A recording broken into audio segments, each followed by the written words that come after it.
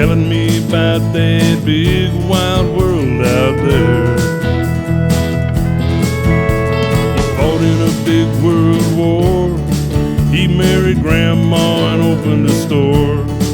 And he could whoop any man in horseshoes, that's for sure.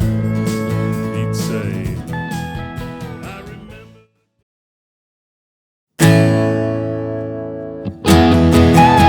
Hi, I'm Tim Balls of Two Veterans in a Garage, your last stop for all your diagnostic repair needs. Today we'll be working on a 1979 CJ5G. It's got a little bit of death wobble to it and a little bit of leaking on the steering gearbox. So we're going to be replacing the steering gearbox as well as making a bracket that should help stabilize it without having to buy the aftermarket brakes. So I hope you enjoy. Steering gearbox. The problem that we were having, as you can see from the outside of it, is leaking out the seals on the end shaft where your steering rod connects to. Now, you can rebuild them, but for the price, you can get the remanufactured ones from between $120 to $150.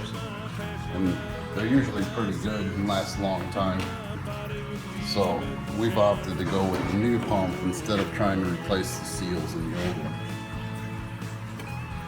The bracket goes together. So these brackets usually sit right like this in here.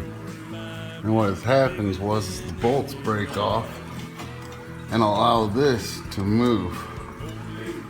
And when this moves, your steering box moves. When your steering box moves, you get a wobble in the steering. It makes it almost uncontrollable. So I think we're going to be able to fix that today.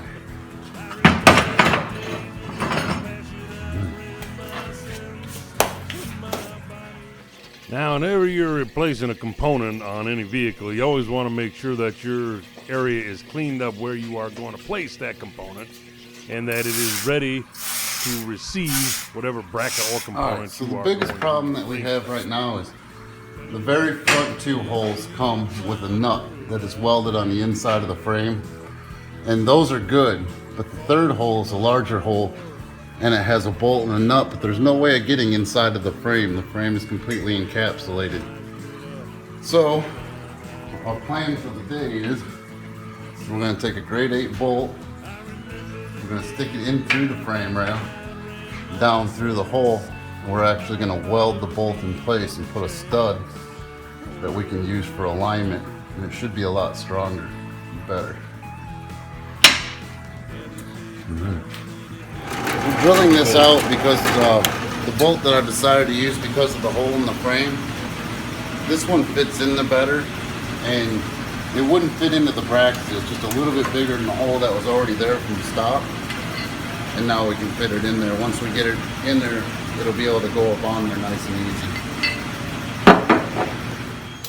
After Tim welds that nut to the frame, he cleans it up real good with a grinder so that it can receive the part. Yeah, that'll work pretty good right there.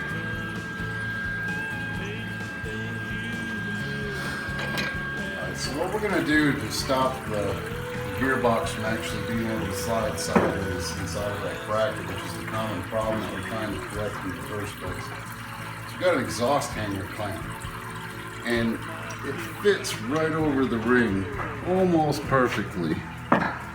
We're going to have to take a little bit out of the inside edge to make it sit flush.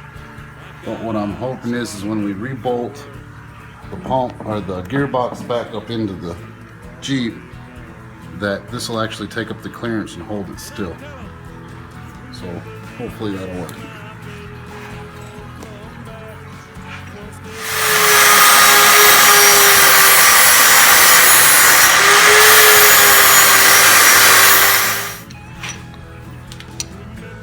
It's alright, because I kind of want to put a piece of rubber in there too. That'll work. This rubber is going to go in between the bracket and the steering gearbox. It's going to kind of help with the metal on metal so that it doesn't wear into the pump or create any noise or vibrations.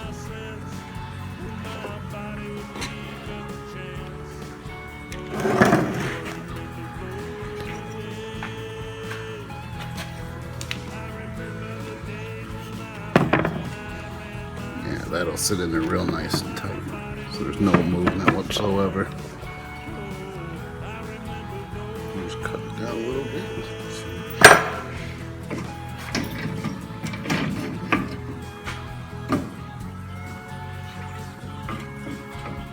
That'll end up going there.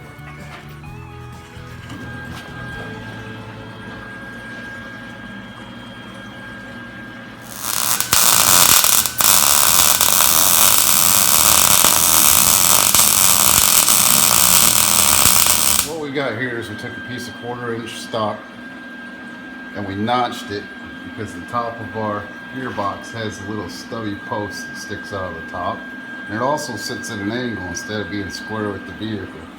So what we did is we took an exhaust hanger clamp that fits around the outside edge of the outer ring of the gearbox, and we welded it so that when it is applied to the vehicle, it sits straight.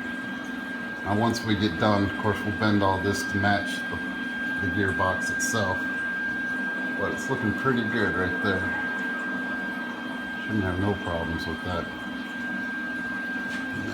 The purpose of this bracket is these Jeeps are known to have a problem where the gearbox actually moves side to side because of the brackets that they've got that holds it.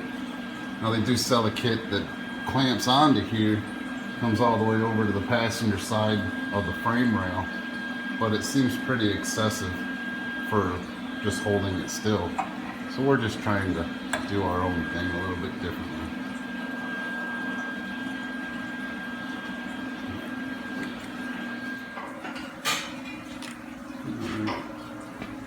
So here's the bracket that we've come up with.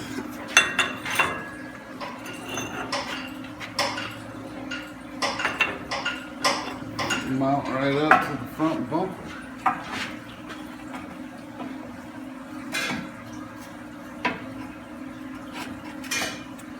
Like that. After fabricating that bracket, Tim welds it to the frame, then he cleans it up real good to make sure everything's going to fit right. And then he gets ready to paint it.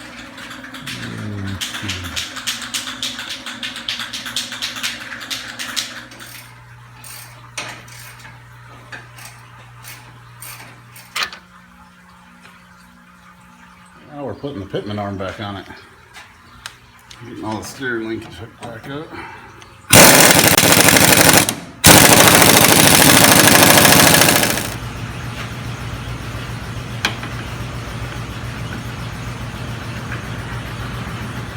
Done. We went ahead and we replaced the steering gearbox, and as you can see, we've also made this bracket here to be able to support it, because when you get the death wobble, the pump actually moves side to side. So we designed this here to help hold it from being able to go side to side if it ever does loosen up again.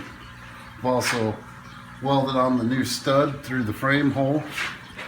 That way we have something that we can actually control and tighten down. We used all new grade 8 bolts.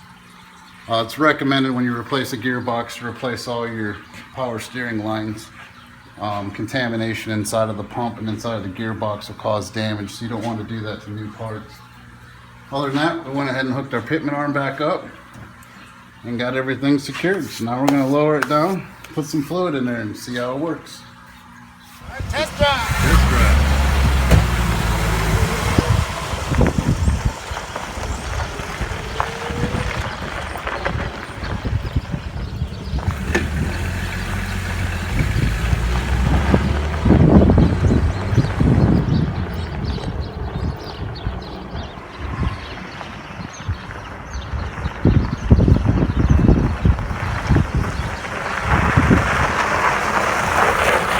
So what do you think, boss? Feels real good. Hop in, we'll take it on the dirt pile. Yeah, here we go.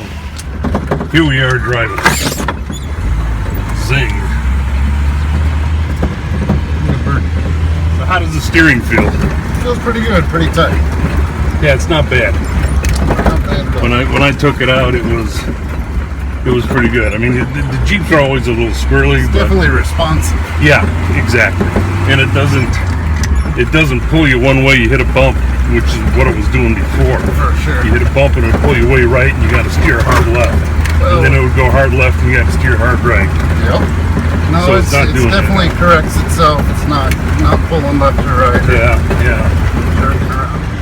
And here we go, a little dirt pile here.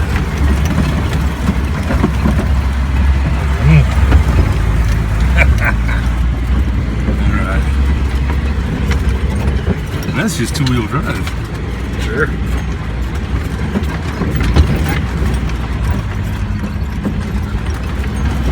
The suspension's a little hard, but it keeps you in place. For sure. I did real good over that. Yeah. Vets in a garage. There it is.